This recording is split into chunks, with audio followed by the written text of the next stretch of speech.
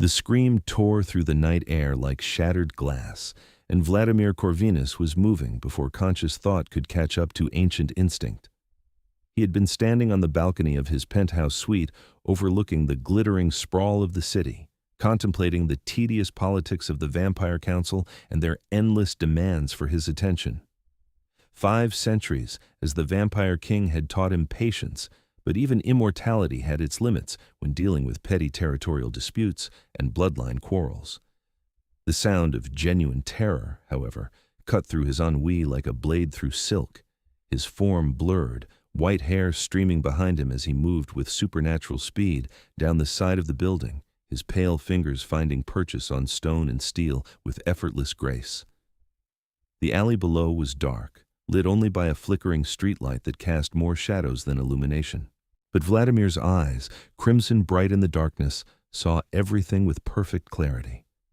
A woman was pressed against the brick wall, her dark hair disheveled, her green eyes wide with terror.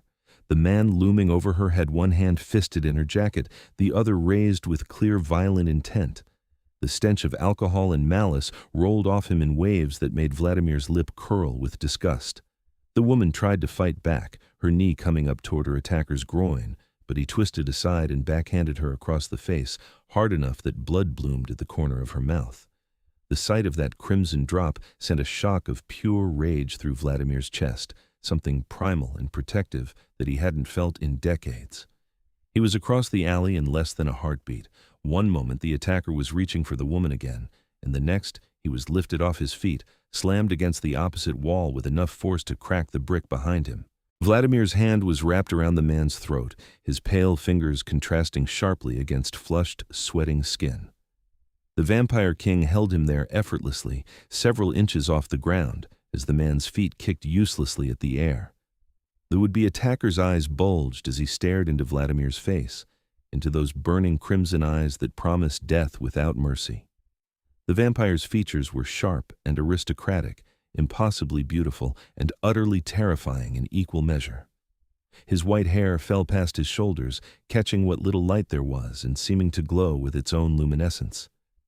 He was dressed in black, head to toe, elegant and expensive, like some dark prince stepped out of a Gothic fairy tale. "Please," the man choked out, his voice a strangled wheeze. I didn't." "You put your hands on her," Vladimir said, his voice soft and cold as winter frost. Each word was precisely enunciated, carrying the weight of centuries and the faint trace of an accent that no longer existed in the modern world. "You made her bleed. Give me one reason why I shouldn't tear out your throat and leave you to die in this filthy alley like the vermin you are." The man's face was turning purple now, his struggles growing weaker. Vladimir could hear the woman behind him, her breathing coming in sharp, frightened gasps. Part of him wanted to simply end this miserable excuse for a human, to let his fangs descend and show this predator what it meant to be prey.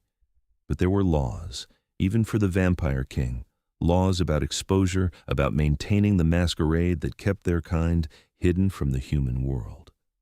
More importantly, there was a witness who was already terrified enough without watching a vampire commit murder in front of her. With effort, Vladimir reined in his rage. He loosened his grip just enough to let the man draw a gasping breath, then leaned in close, letting his eyes flare brighter, letting just the tips of his fangs show in a predator's promise. "If I ever see you again," he whispered, "if I ever hear of you putting your hands on another woman, I will find you. And next time, there will be no mercy, no second chance. Do you understand me?" The man nodded frantically, tears streaming down his face now, his pants growing wet as his bladder gave out in terror. Vladimir released him with a sound of disgust, and the attacker collapsed to the ground, scrambled to his feet, and ran stumbling out of the alley without looking back. The sudden silence felt heavy, broken only by the woman's ragged breathing and the distant sounds of the city beyond the alley.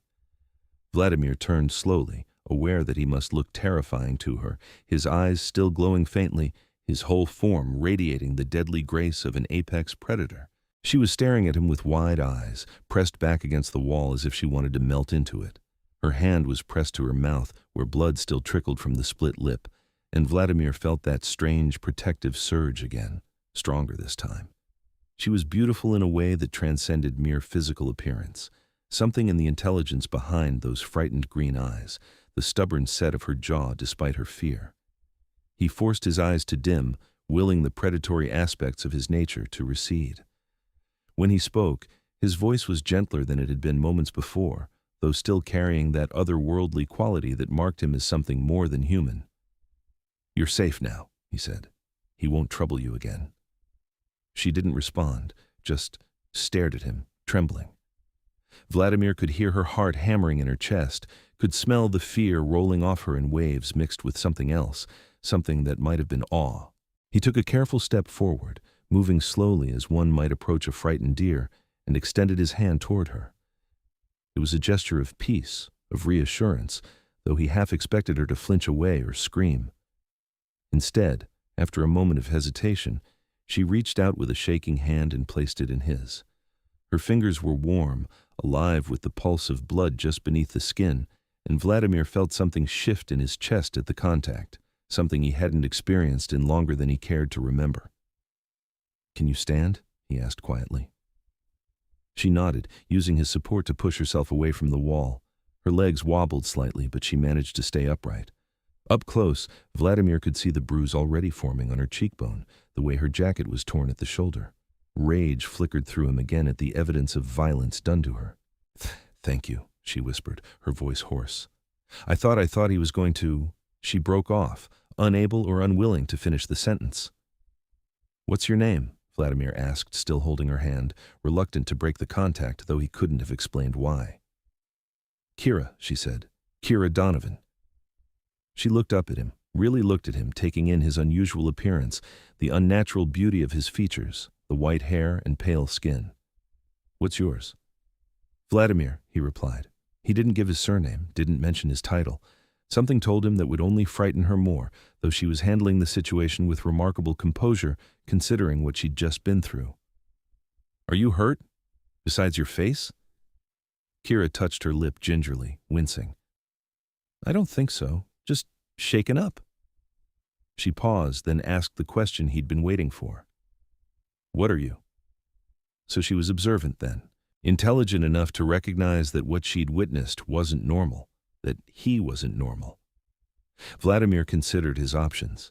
He could compel her, use the ancient power of his blood to make her forget, to alter her memories so that she remembered only a normal man coming to her rescue. It would be safer, cleaner, the sensible thing to do. But looking into those green eyes, feeling the warmth of her hand still in his, he found he didn't want to. She deserved the truth, or at least some version of it.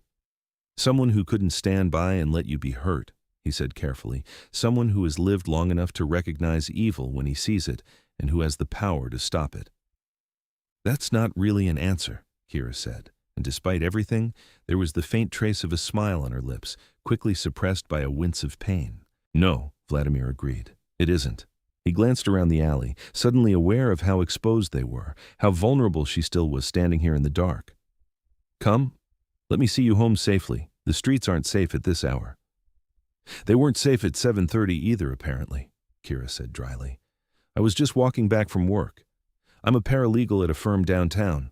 I take this shortcut every night." She looked around the alley with a shudder. "I won't be taking it anymore." Vladimir felt something tighten in his chest at the thought of her walking these streets alone, unprotected. The city had always been dangerous after dark, but in recent months it had gotten worse.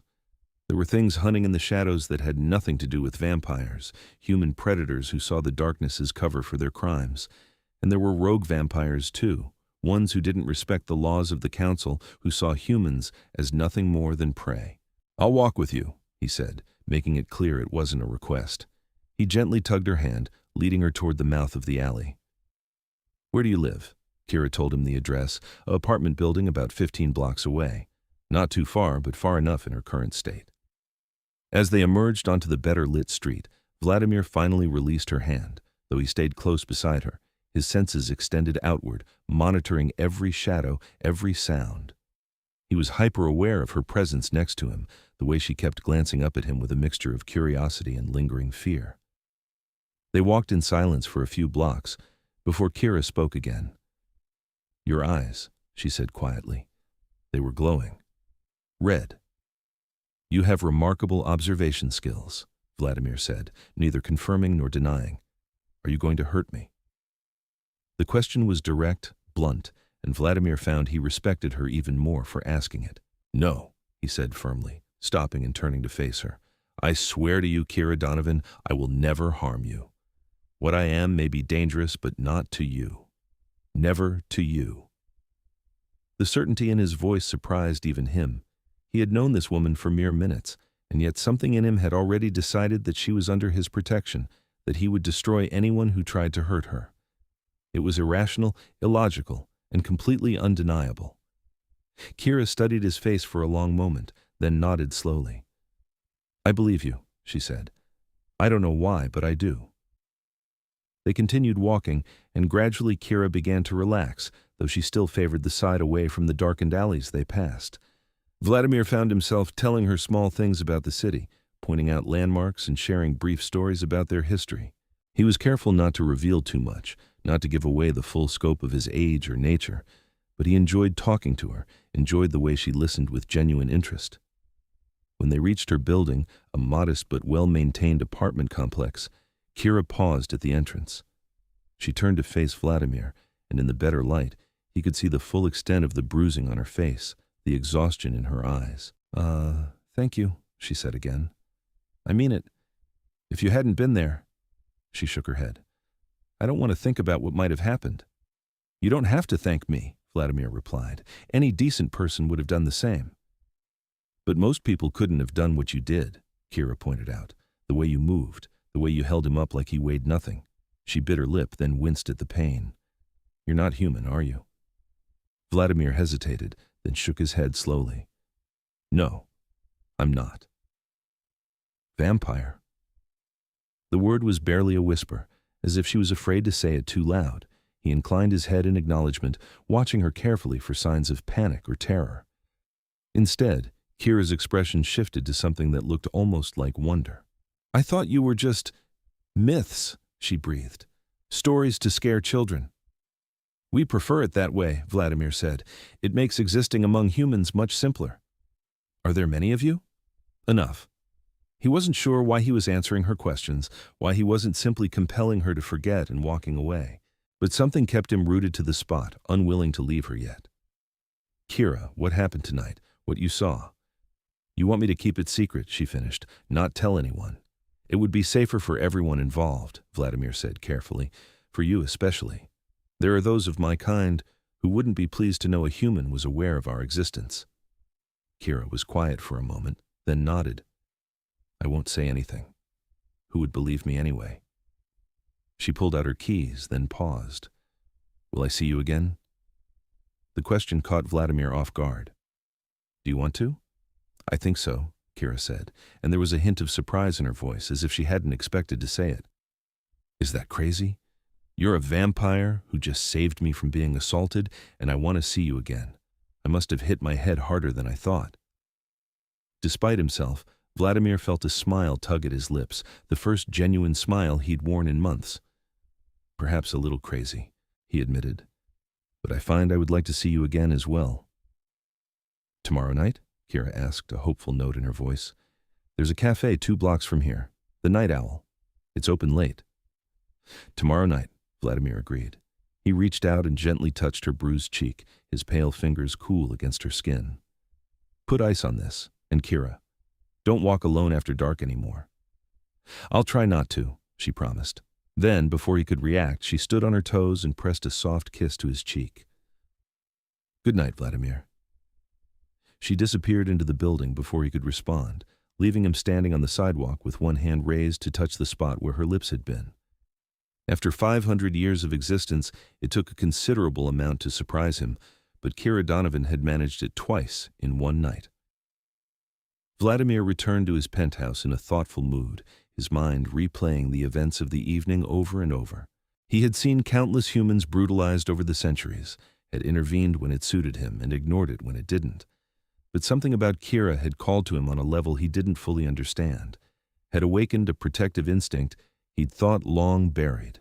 The following night found him arriving at the Night Owl Cafe precisely at the agreed-upon time, though he'd been aware of every minute that passed during the day, lying in his chambers far beneath the city where sunlight couldn't reach.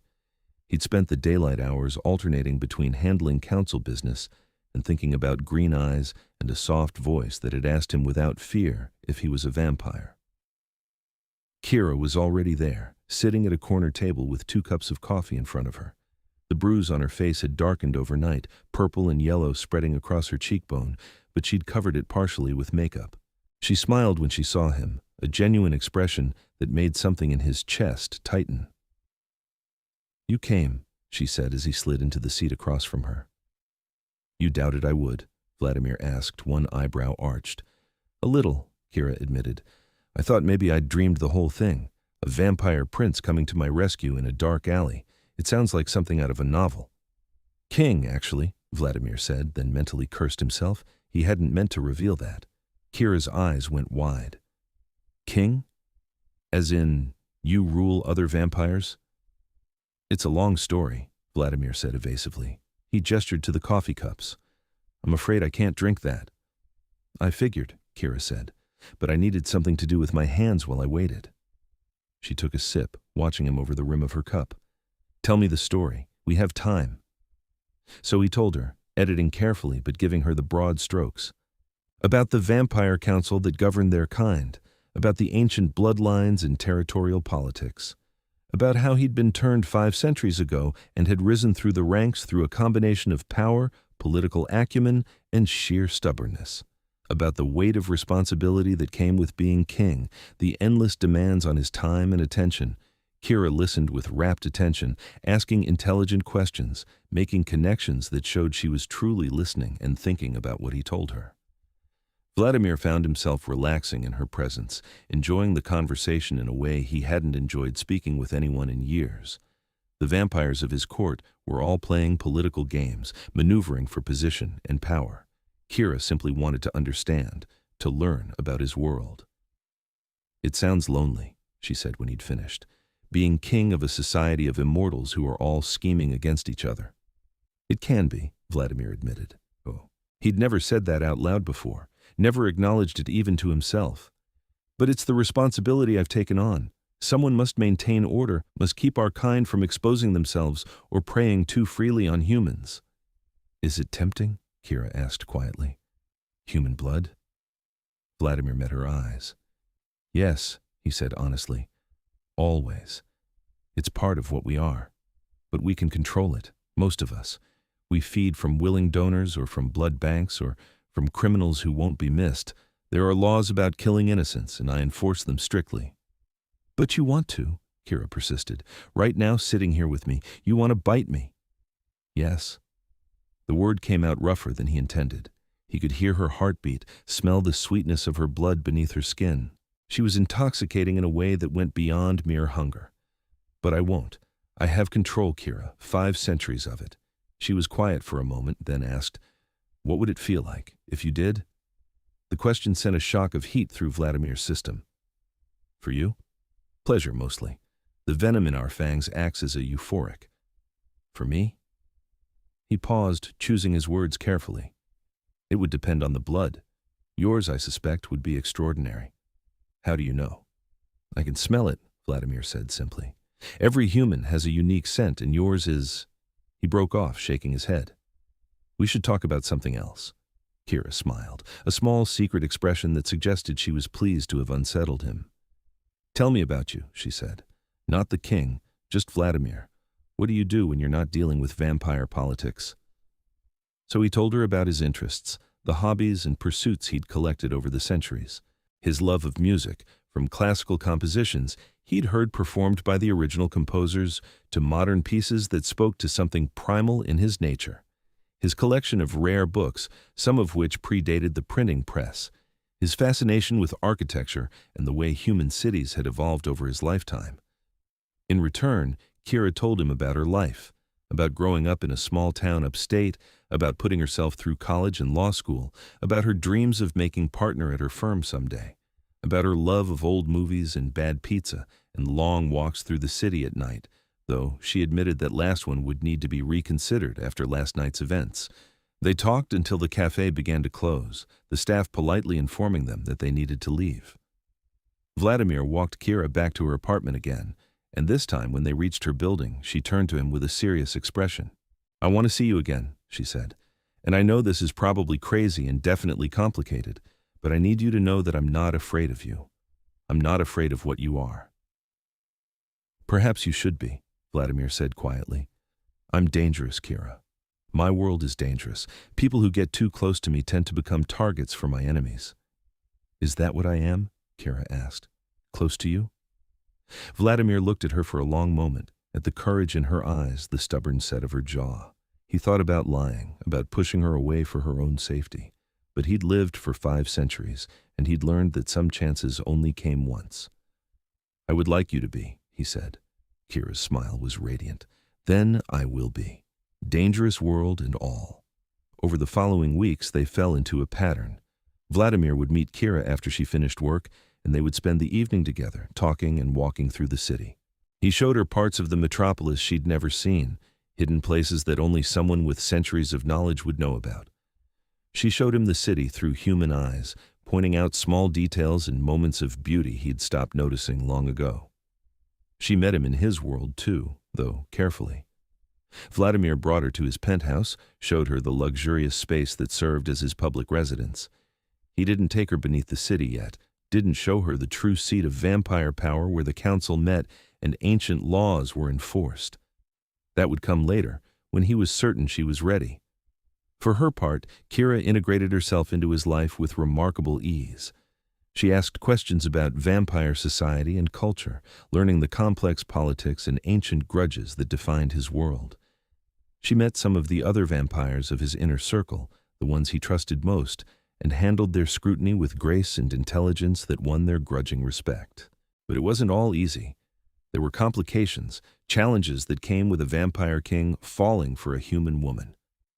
The council was displeased, murmuring about the impropriety of their king taking up with a mortal. Some saw it as a weakness, a vulnerability to be exploited. Others simply disapproved on principle, believing that vampires and humans should maintain strict separation. Vladimir dealt with each objection firmly, making it clear that his personal life was not subject to council approval. But he was aware of the danger, knew that by allowing Kira into his world, he was painting a target on her back for any vampire who wanted to hurt him. He increased her protection, assigned guards to watch her building, though she didn't know they were there. He taught her about vampire weaknesses and strengths, how to recognize one of his kind, and what to do if she was ever approached by a vampire who meant her harm. Kira absorbed it all with the same focused intelligence she brought to everything, taking notes and asking clarifying questions until she was satisfied she understood. 2 months after the night in the alley, everything changed. Vladimir was in a council meeting deep beneath the city, in the ancient chambers carved from stone and decorated with centuries of vampire history. The session had been going on for hours, various members bringing forward disputes and requests for judgment. He was bored, his mind drifting to thoughts of Kira, wondering what she was doing, whether she was safe. Then Lysander burst into the chamber. Lysander was one of Vladimir's most trusted lieutenants, a vampire nearly as old as he was and absolutely loyal. The fact that he'd interrupted a council meeting, something that was done only in the direst emergencies, sent immediate alarm racing through Vladimir's system. "My lord," Lysander said, breathing hard, though vampires didn't strictly need to breathe. "It's the woman, Kira. She's been taken." Everything else faded to white noise. Vladimir was on his feet, his eyes blazing crimson, power crackling in the air around him. "Explain." "She left work an hour ago," Lysander said quickly. "The guards we assigned to watch her were found unconscious, drained nearly dry. There was a note." He held out a piece of parchment, old and yellowed, the kind only ancient vampires still used. Vladimir snatched it from his hand, read the spidery script written in what he recognized immediately as blood. "If you want the human back alive, come to the old cathedral at midnight. Come alone, or she dies. It's time we settled this, old friend. Draven." Rage, unlike anything Vladimir had felt in centuries, exploded through him. Draven. Of course it was Draven, his old rival, the vampire who had contested his ascension to the throne and lost. Draven had been exiled from the city, forbidden from returning on pain of final death. But exile had clearly not been enough to satisfy his grudge. And now he had Kira. The thought of her in Draven's hands, frightened and helpless, made something primal and violent rise in Vladimir's chest. He crumpled the parchment in his fist, his voice dropping to a deadly whisper. "Mobilize every vampire loyal to me," he said to Lysander. "I want the cathedral surrounded, not close enough that Draven will see them, but ready to move on my signal." "My lord, he said come alone," Lysander began. "I don't care what he said," Vladimir snarled. "He took what's mine. He threatened someone under my protection. I will get her back, and then I will end him." He looked around at the assembled council members, his eyes blazing. "This session is concluded. Anyone who has a problem with how I choose to handle this matter can challenge me directly, otherwise stay out of my way." No one moved. No one was foolish enough to challenge a vampire king who looked ready to tear the world apart. The old cathedral sat at the edge of the city, a relic from centuries past that had been abandoned when the neighborhood around it decayed. It was a perfect location for Draven's purposes, isolated and atmospheric, full of shadows and hidden corners. Vladimir approached it as midnight neared, every sense extended to its maximum, searching for any sign of ambush or trap. He found none. Either Draven was supremely confident or supremely stupid. Vladimir suspected it was the former. Draven was dangerous, a vampire of considerable age and power. He wouldn't have risked coming back to the city unless he was certain he could win whatever confrontation he'd engineered. The cathedral's front doors hung open, creaking slightly in the night wind. Vladimir stepped through them into the cavernous space beyond, his eyes adjusting instantly to the deeper darkness. Moonlight filtered through broken stained glass windows, casting colored shadows across broken pews and a floor thick with dust and debris. "Vladimir," a voice called from near the altar. "So good of you to accept my invitation." Draven stepped into a shaft of moonlight, and Vladimir felt his hatred crystallize into something cold and sharp. Draven was shorter than Vladimir, but broader, with white hair that fell to his shoulders and features that would have been handsome if not for the cruelty in his eyes. He was dressed in dark leather, armed with blades that Vladimir knew were silver-edged, capable of inflicting serious harm even on a vampire. And behind him, tied to a pillar near the altar, was Kira. She was gagged, her hands bound behind her back, but her eyes were blazing with fury rather than fear. There was blood on her temple where she'd clearly been struck, and Vladimir felt his control slip at the sight of it, felt the monster inside him straining against his will. "Let her go," he said, his voice echoing through the empty cathedral. "Your quarrel is with me, Draven. She has nothing to do with our history." "Oh, but she has everything to do with it," Draven said, circling slowly. "You took everything from me, Vladimir. My position, my power, my place in vampire society. You exiled me, cast me out like I was nothing, and now I'm going to take something from you." "She's human," Vladimir said, trying to keep his voice reasonable, though every instinct was screaming at him to attack, to destroy. "She means nothing in our politics." "She means something to you," Draven countered. "I've been watching, old friend. I've seen how you look at her, how you've changed since she entered your life. The great vampire king, brought low by a mortal woman. It's almost poetic." Vladimir took a careful step forward. "This is between us. A duel, if you want. Winner takes all, but let her go first." Draven laughed, a harsh sound that echoed off the stone walls. "Do you think I'm stupid? She's the only leverage I have. Kill her, and you'll be too grief-stricken to fight effectively. Perfect for what I have in mind." He moved toward Kira with predatory grace, and Vladimir's control finally shattered. He was across the cathedral in a blur of motion, but Draven was ready for him. They collided with bone-crushing force, both of them enhanced by vampire strength and speed. They crashed through old wooden pews, sending splinters flying, trading blows that would have killed a human instantly. Draven was good, Vladimir had to admit, perhaps better than he'd been when they'd fought before. Exile had not dulled his skills. He moved with the confidence of a vampire who had nothing left to lose, who had spent years planning this revenge. But Vladimir was the vampire king for a reason. 5 centuries of combat experience guided his movements, made him faster, more efficient. And more than that, he was fighting for something beyond himself. Every time he saw Kira out of the corner of his eye, saw her struggling against her bonds, it gave him strength beyond mere physical power. They fought their way across the cathedral, destroying everything in their path. Draven managed to score a hit with one of his silver blades, opening a gash across Vladimir's shoulder that burned like fire. Vladimir retaliated by breaking Draven's arm with a vicious twist, ignoring the other vampire's scream of pain. "You should have stayed in exile," Vladimir growled, pressing his advantage. "You should have let the past stay buried." "Never," Draven spat back. He kicked out, catching Vladimir in the chest and sending him staggering back. "I will have my revenge, even if I have to die to achieve it." He turned toward Kira, moving with desperate speed, his remaining good hand drawing another silver blade. Vladimir saw what he intended a split second before it happened, saw the murderous intent in Draven's eyes. Time seemed to slow. Vladimir pushed his speed to the absolute limit, faster than he'd moved in decades, faster than he'd thought he could move. He threw himself between Draven and Kira and felt the silver blade meant for her heart sink into his own chest instead.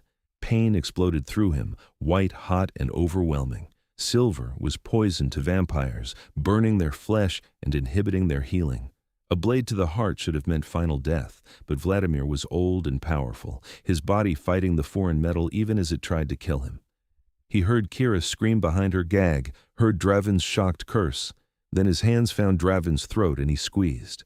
"You will never touch her," he said, each word ground out through waves of agony. "Never." He snapped Draven's neck with one brutal motion, then followed it up by tearing out his throat entirely. Draven's eyes went wide with shock, then glazed over as true death claimed him. His body began to crumble, ancient flesh decaying to dust within seconds. Vladimir collapsed to his knees, the silver blade still protruding from his chest. He could feel his body shutting down, feel death reaching for him with cold fingers. But he had to make sure Kira was safe first, had to get her free. He crawled toward her, leaving a trail of blood behind him. His hands shook as he pulled the gag from her mouth, as he worked at the ropes binding her wrists. "Vladimir," Kira sobbed. "Oh God, Vladimir, you're dying." "You're safe," he managed to say. The ropes finally came loose, and Kira immediately pulled him against her, her hands fluttering over his chest, careful not to touch the silver blade. "That's all that matters." "Don't you dare die on me," Kira said fiercely. Tears were streaming down her face, mixing with the blood from her head wound. "Don't you dare. You're a vampire king. You're supposed to be immortal." "Silver," Vladimir explained, his voice growing weaker. "Poison to us. I'm sorry, Kira. I'm sorry I brought this danger to your door." "You saved me," Kira said. "You took a blade meant for me. You absolute idiot. Why would you do that?" Vladimir managed a weak smile. "Because I love you," he said simply. "I have lived for 5 centuries, Kira Donovan, and I have never felt for anyone what I feel for you. Dying to save you was the easiest choice I've ever made." Kira let out a sound that was half laugh, half sob. "You can't tell me you love me and then die," she said. "That's not fair. That's not how this works." Vladimir's vision was starting to dim, darkness creeping in at the edges. He was aware of movement around them, knew that Lysander and his other vampires had entered the cathedral, drawn by the sounds of the fight, but it all seemed very far away. "My lord!" Lysander's voice sharp with alarm. "The silver!" "Can it be removed?" Kira demanded, her voice cutting through the fog in Vladimir's mind. "Can he be saved?" "If we remove the blade and give him enough blood, his body should heal," Lysander said. "But the trauma, there's no guarantee." "Do it," Kira said. Then, before anyone could react, she grabbed the silver blade herself and yanked it free. Vladimir screamed, a sound of pure agony that echoed through the cathedral. His body convulsed, black veins spreading from the wound where the silver had burned him from the inside out. He was dying, he could feel it, his ancient body finally giving up after centuries of existence. Then Kira was pressing her wrist to his mouth, and the scent of her blood, rich and sweet and alive, filled his senses. "Drink," she commanded. "Drink, damn you. I'm not losing you tonight." Instinct took over. Vladimir's fangs descended, and he bit into her wrist, drinking deeply. Her blood hit his system like liquid fire, warm and vital and powerful beyond anything he'd ever tasted.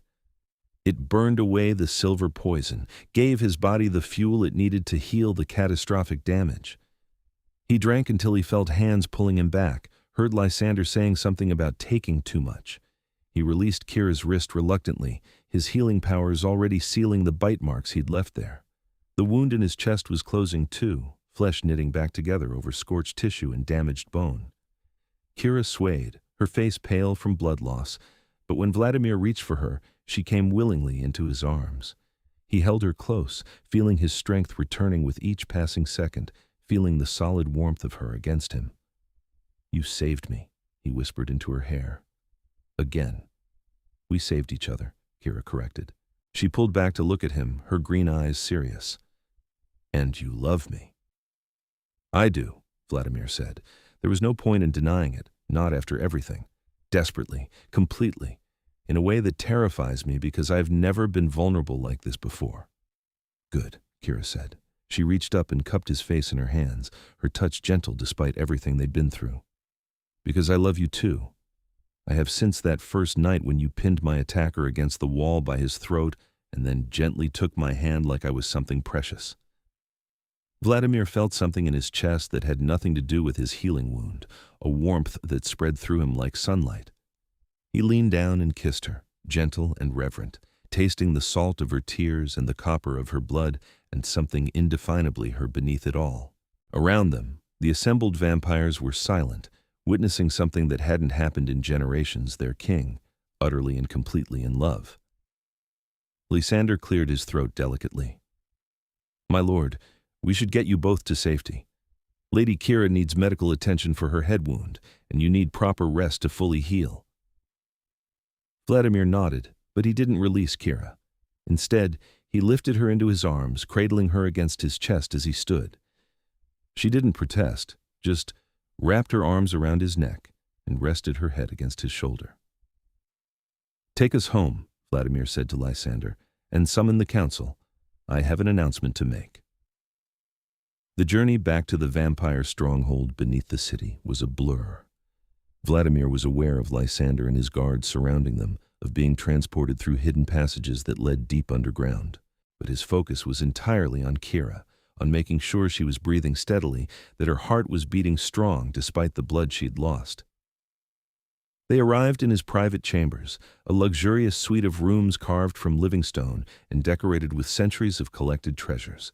Vladimir laid Kira carefully on his bed, the bed he rarely used since vampires didn't truly need sleep, and sent for the human doctor who was kept on retainer for situations exactly like this.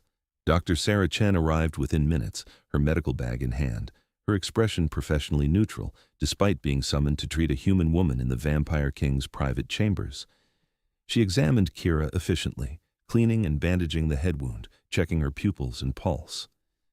"She has a mild concussion, Doctor," Chen reported. "And she's lost a significant amount of blood. She needs rest and fluids, and someone should monitor her through the night to make sure she doesn't have any complications from the head injury." "I'll watch over her," Vladimir said. There was no question of letting anyone else do it. Dr. Chen nodded, prescribed some painkillers for the headache Kira would inevitably have, and left as discreetly as she'd arrived. Vladimir settled into a chair beside the bed, content to watch Kira sleep, to reassure himself that she was truly safe. She woke a few hours later, her eyes fluttering open with a confused expression that cleared when she saw him. "Vladimir," she said, her voice hoarse, "you're really okay." "Thanks to you," he said, moving to sit on the edge of the bed. "How do you feel?" "Like I got hit in the head and lost a lot of blood," Kira said wryly. She looked around at the unfamiliar surroundings, taking in the stone walls and elegant furnishings. "Where are we?" "My chambers," Vladimir said. "In the true heart of vampire territory beneath the city. You're safe here. No one would dare threaten you in this place." Kira absorbed that, then asked, "Draven?" "Dead," Vladimir said flatly. "Truly dead. He won't be troubling anyone again." "Good." There was no mercy in Kira's voice, no regret. She'd seen what Draven intended, knew what he would have done if given the chance. "Did you mean it? What you said before? About loving you?" Vladimir reached out and took her hand, threading his fingers through hers. "Every word. I know it's complicated. I know there are 1,000 reasons why this can't work. Or maybe there's one reason why it can," Kira interrupted. "We love each other. Everything else we can figure out." "The council won't approve," Vladimir warned. Some of them will see you as a weakness, a liability. They'll try to use you against me. Let them try, Kira said with a flash of the courage he'd come to admire so much. You're the king, and I'm not going anywhere. Vladimir felt that warmth in his chest again, stronger now. He leaned down and kissed her forehead, gentle and reverent. There is a way, he said slowly. A way to protect you, to give you a place in our society that even the council couldn't dispute. Tell me, Kira said. Kira, I could turn you, Vladimir said. Make you vampire. It would give you strength, power, immortality. You would be my equal in every way that matters. Kira was quiet for a long moment, her expression thoughtful. Is that what you want? She asked finally. For me to become vampire? I want you to be happy, Vladimir said honestly. I want you to be safe. If you chose to remain human, I would love you and protect you for however many years you have. But I won't lie and say the thought of spending centuries with you, of not having to watch you age and die, doesn't appeal to me. I need time to think about it, Kira said. Becoming a vampire, giving up my humanity, that's not a decision to make lightly. Of course, Vladimir agreed. Take all the time you need. The offer will remain open for as long as you want it. A knock at the door interrupted them. Lysander entered at Vladimir's call, his expression grave. My lord, the council is assembled and waiting. They're demanding to know what happened tonight. Vladimir stood, reluctant to leave Kira, but knowing he couldn't put this off. Rest, he told her. I'll return as soon as I can. Vladimir, Kira called as he reached the door. When he turned back, she was sitting up, her eyes bright despite her exhaustion. Whatever you tell them, make sure they know I'm not going anywhere. I don't care what they think or how they feel about it. I'm with you. Pride and love swelled in Vladimir's chest. I will, he promised. The council chamber was tense when Vladimir entered. The assembled vampires, representatives of the most powerful bloodlines and territories, turned to face him with expressions ranging from concern to barely concealed hostility. They had heard about the fight, about Draven's death, about the human woman who had somehow become central to their king's life. Vladimir took his place at the head of the chamber, standing before his throne rather than sitting in it. He wanted them to see him as he was, a warrior king who had just defended what was his.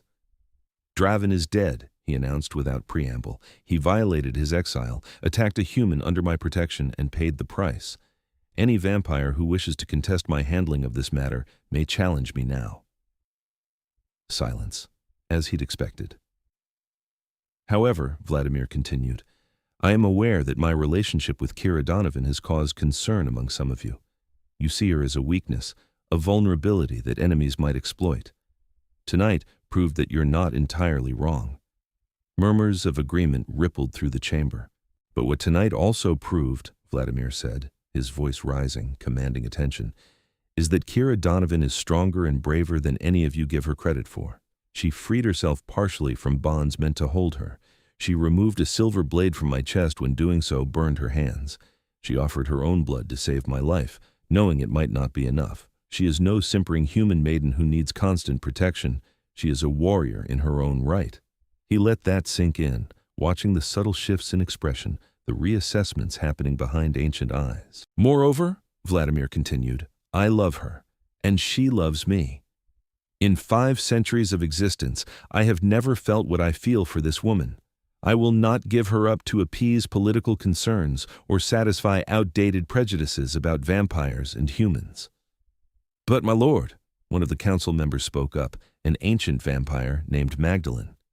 If you insist on continuing this relationship, it does create vulnerabilities. What happened tonight could happen again. Other enemies might target her to get to you.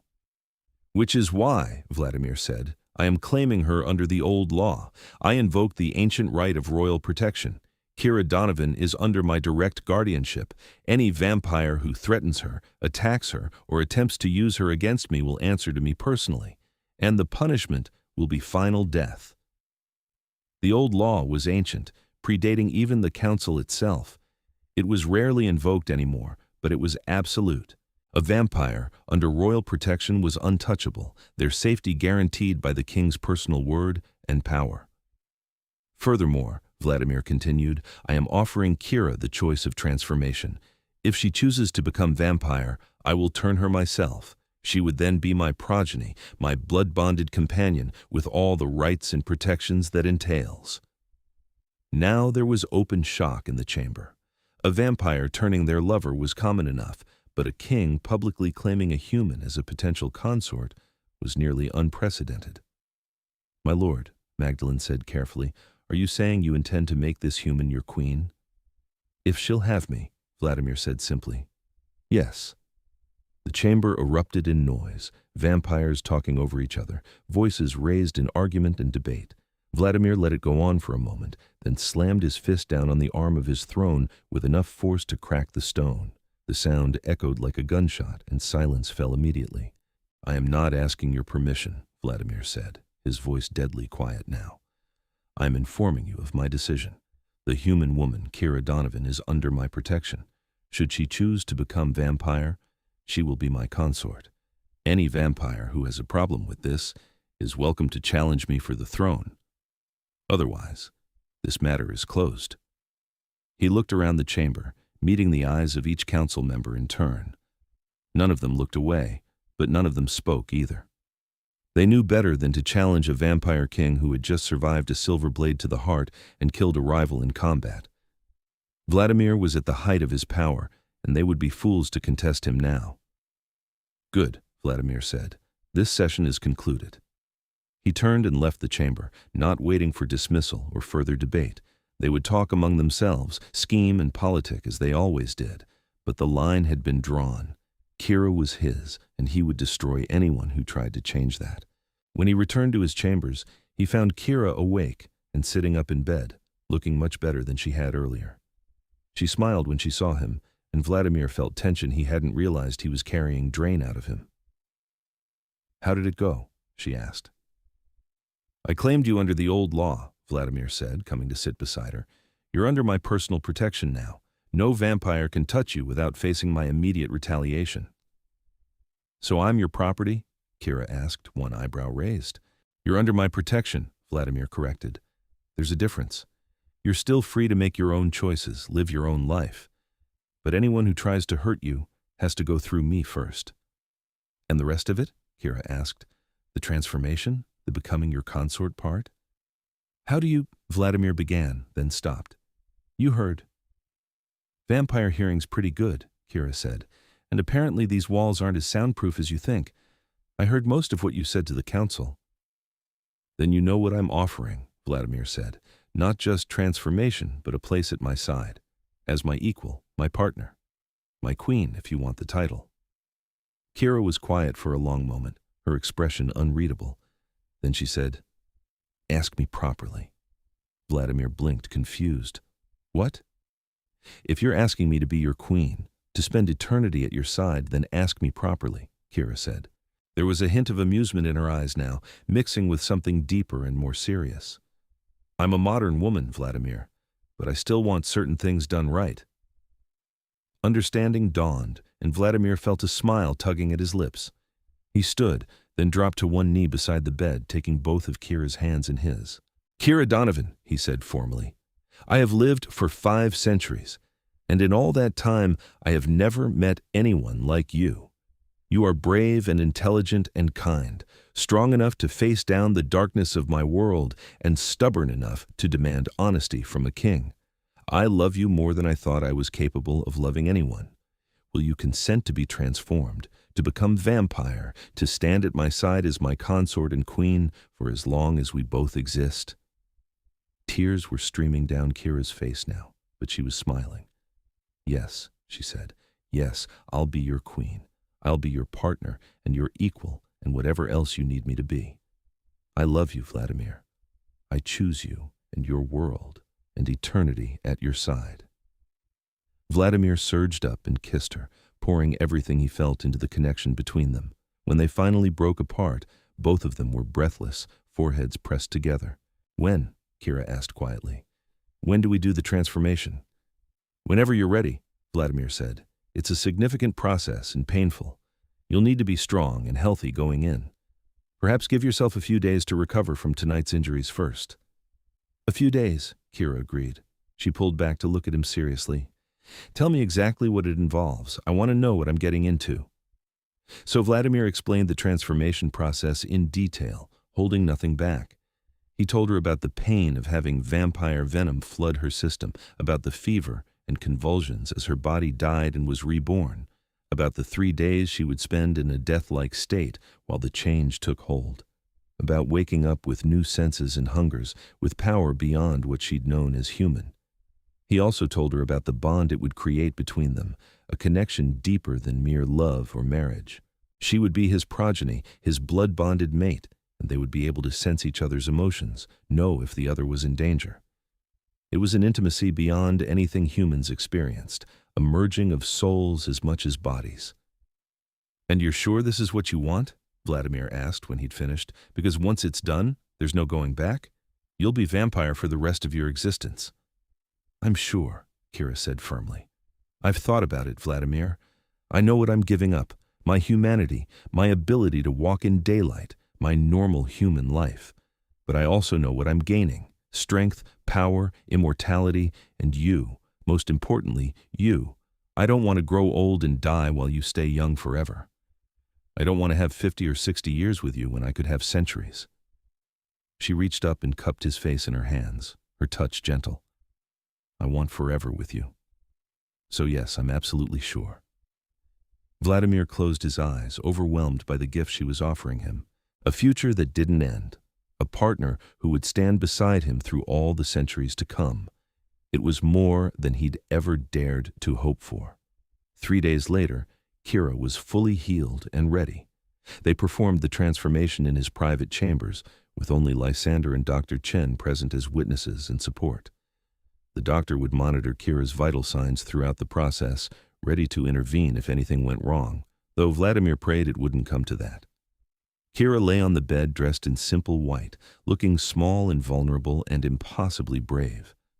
Vladimir sat beside her, his hand clasping hers, and explained one more time what was about to happen. "It will hurt," he said gently. "There's no way around that. But I'll be here the entire time, and when you wake up, I'll still be here." "I trust you," Kira said simply. "Do it." Vladimir leaned down and pressed a soft kiss to her lips, then moved to her throat. His fangs descended, and he bit carefully, precisely, finding the major artery that would allow his venom to spread quickly through her system.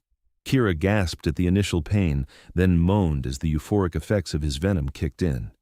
He drank slowly, taking in her blood, tasting the life and vitality in it one last time. When he'd taken enough to bring her close to death, he bit into his own wrist and pressed it to her lips. "Drink," he commanded softly. "Drink and be reborn." Kira drank, her throat working as she swallowed his ancient blood.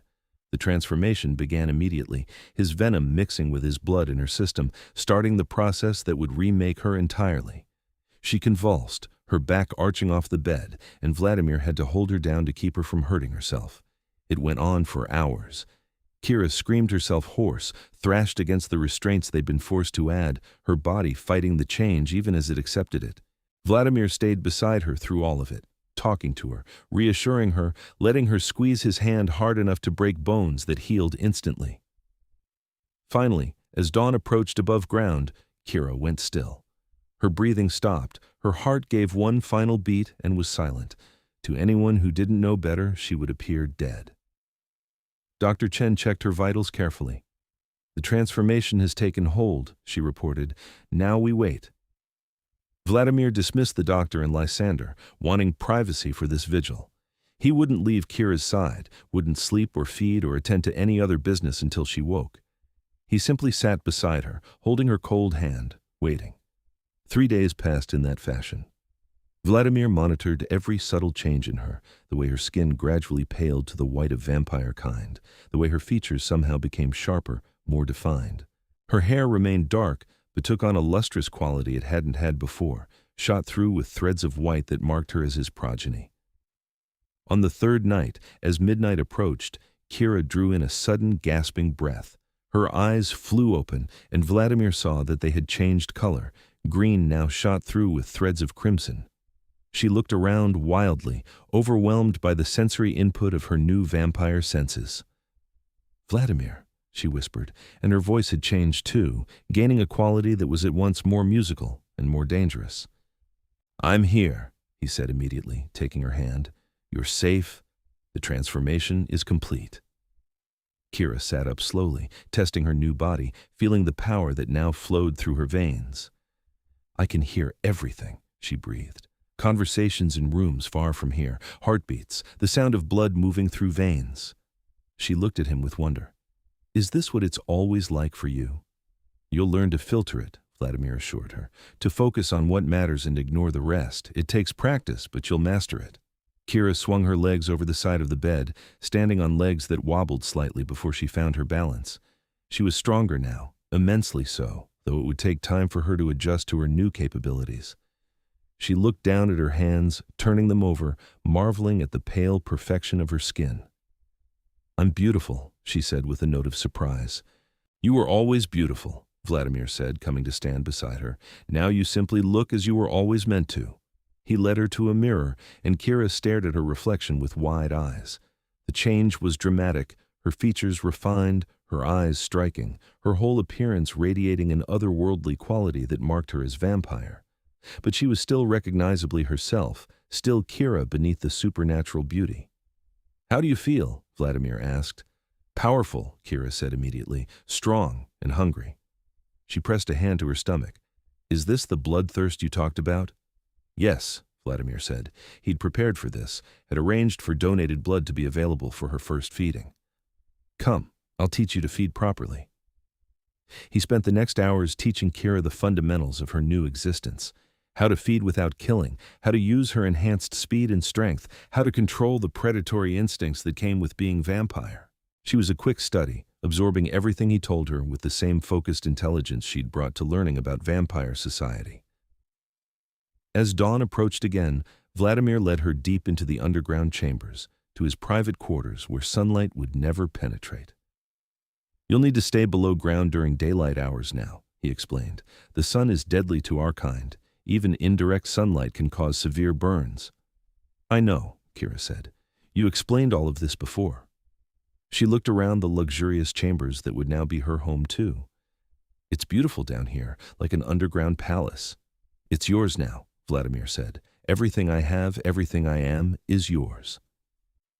Kira turned to face him, and the love in her eyes, now beautiful crimson-threaded green, took his breath away. "And everything I am is yours," she said. "Forever."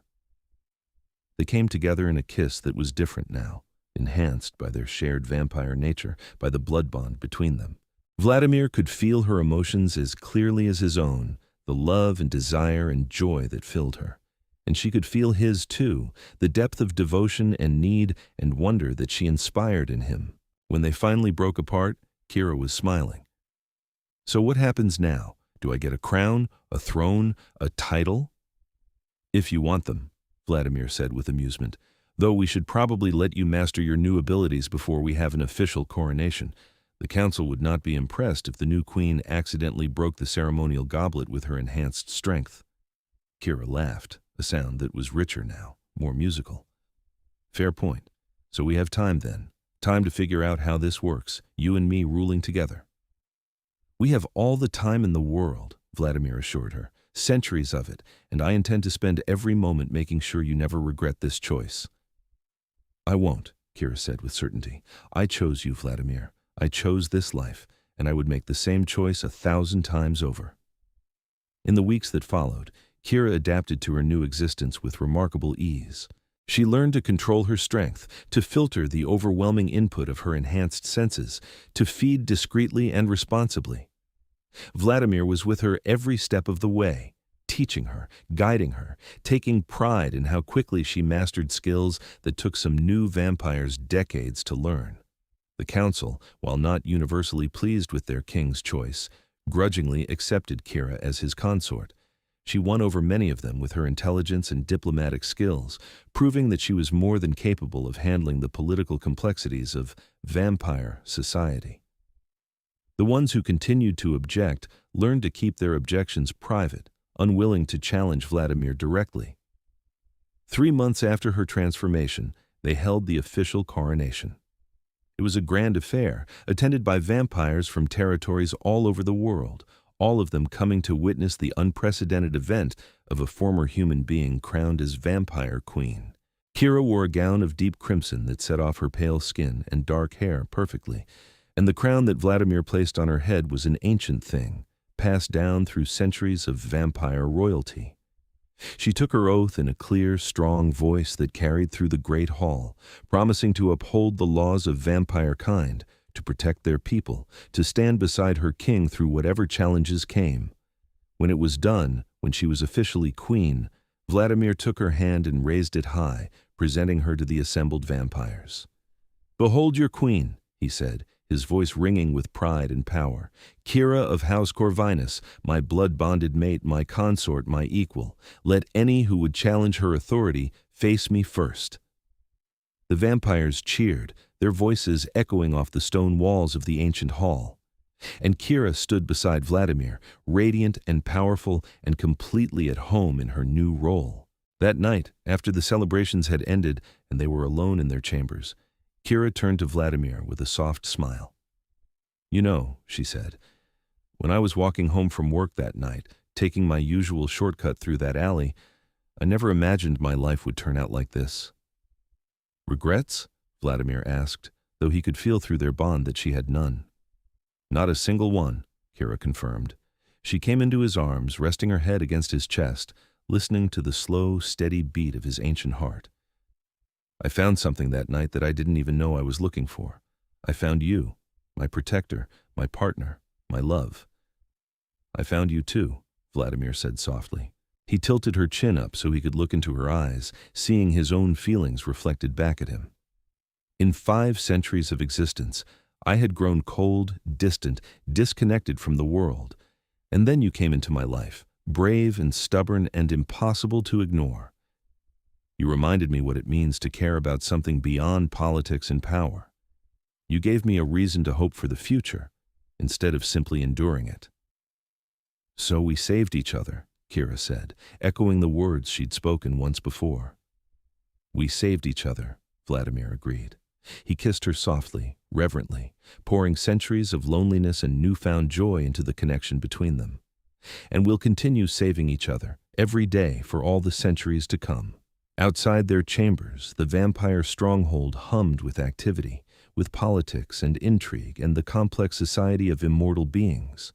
But in that moment, in the privacy of their rooms, there were only 2 people who had found each other against all odds, who had chosen each other despite every obstacle, who loved each other with a depth and intensity that would endure through the ages. Kira Donovan, former human, now vampire queen, had found her place in a world of darkness and power. And Vladimir Corvinus, ancient vampire king, had found something he'd long since given up hoping for: a true partner, an equal, someone to share the weight of eternity. Their story had begun with violence in a dark alley, with a vampire king who couldn't stand by while an innocent was hurt, who had pinned her attacker against the wall by his throat and then gently taken her hand. It had grown through danger and discovery, through challenges faced together and love that deepened with every passing day. And it would continue, this story of theirs, through all the centuries to come, through wars and peace, through changes in the world above and the timeless society below. Through everything that eternity might throw at them, they would face it together. Because some loves transcend mortality, transcend the boundaries between human and vampire, between one lifetime and forever. Some loves are written in blood and sealed with vows that cannot be broken. Some loves are simply meant to be, no matter how impossible they might seem. And theirs was one of those loves, fierce and protective, gentle and passionate, as eternal as the night itself. In the end, that was all that mattered. Not the crowns they wore or the power they wielded, not the politics they navigated or the enemies they defeated. What mattered was the choice they had made to be together, to face the darkness and the light as partners, as equals, as 2 souls who had found their perfect match in the most unlikely of circumstances. The vampire king had found his queen.